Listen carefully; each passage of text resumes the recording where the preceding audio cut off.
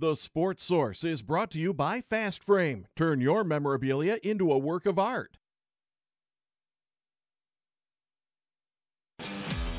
This is The Sports Source, presented by Bill Hotz and Associates, and by Renewal by Andersen, with your host, John Pennington.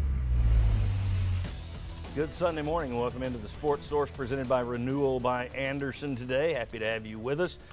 Vols get a big win on the road in basketball yesterday. We'll break that down. They've also got, if you take a look at how successful they've been on the road so far, could be a good omen in there that we'll show you a little bit later. We got Vol football news. We got recruiting to talk about. Much more to discuss. So let's just get right into this thing. First segment of our show, obviously brought to you by Renewal by Andersen. Save 20% right now. Save 20% on windows, patio doors, and installation now through January 31st. So you got through the end of the month. Do it now and get a free upgrade to Smart Sun Glass, all with no money down, no interest, and no payments for 1 full year. You see the website right there. You can also check out rbaknoxville.com. Renewal by Andersen. Now, before January 31st, 20% on windows, patio doors, and installation you can save. Renewal by Andersen. All right, I want to welcome in the first wave of guys today. We have our basketball analyst, former Division I basketball player and former UT assistant under Bruce Pearl and Conzo Martin, Mark Pankratz, with us. We have Jimmy Himes back with us. We have Mike Strange and Chuck Cavaleras are back on the show today. Let's start with hoops, where Tennessee won in Columbia and stole a nice win yesterday. It was their 6th win away from Thompson Bowling, not just true road wins, but also neutral sites. 6 wins away from Thompson Bowling already. They won at 70-63 yesterday. Mark Grant Williams and Admiral Schofield, slow start for Grant Williams. He winds up with 14. Schofield winds up with 12.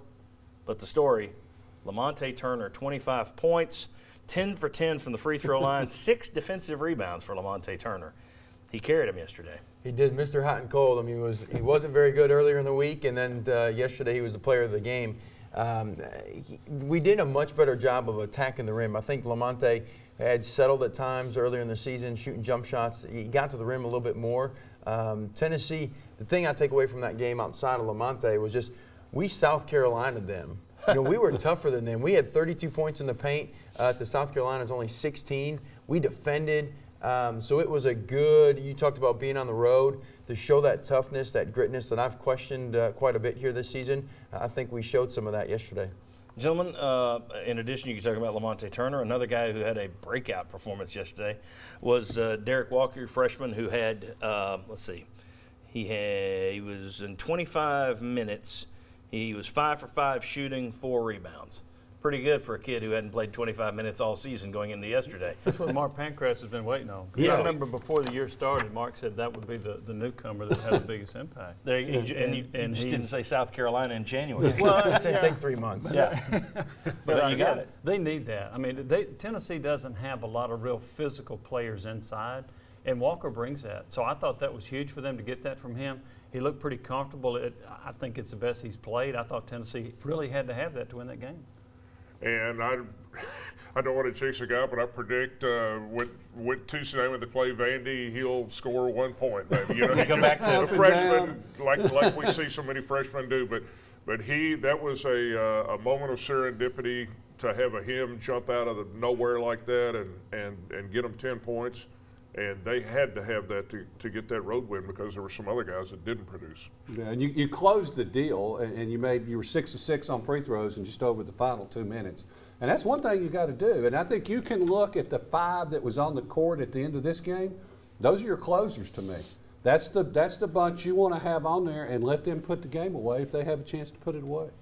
Yes, I thought also they chose to press the entire game. As you said, he took the defense to South Carolina a little bit. Your thoughts on the way they defended yesterday a little bit? Dive a little deeper into that. Well, early on I thought we struggled to guard the basketball, and I think the pressure, just token pressure, trying to speed South Carolina up and get them out of that half court where they're really good. But that's the concern. If you look at where our losses have come against teams that have really good guards. Missouri's got better guards. Auburn's better guards. Arkansas better guards. Villanova better guards. North Carolina.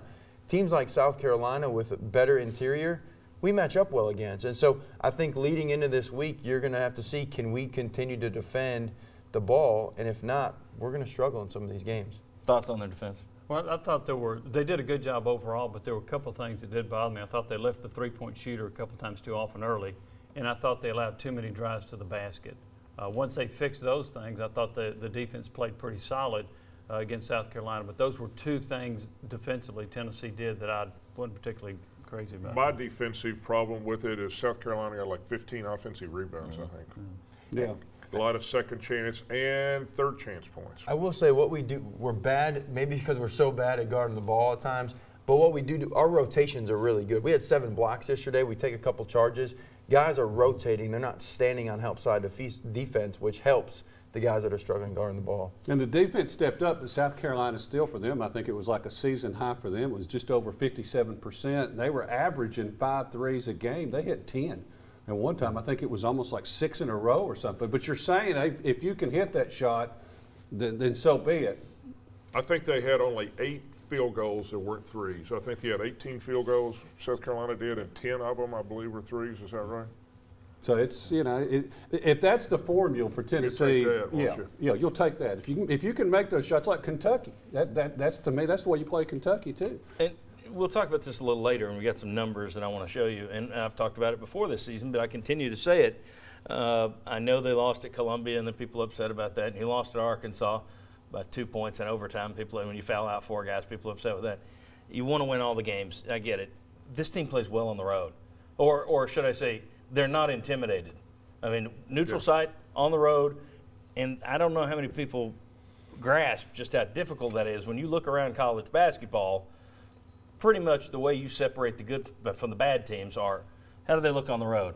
Now, this team may have a hiccup, may have several hiccups moving forward, but you just went through a span where you had 3 road games in four games, and you came out of it with 2 victories.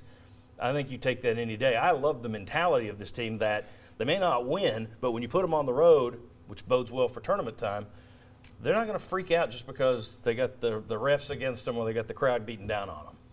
Well, I think that comes with our identity is coming and playing through our big guys. And so our point guards are slowing down a little bit. Jordan Bone, Daniels, they're getting a better control of the game, and that has a lot to do with they're getting their identity is getting the ball inside and playing through Admiral and Grant. Very good. All right, guys. When we come back, we're going to talk a little football more with Mark Pancratz and a lot more basketball to come. But when we come back, 3 football topics that we want to touch on.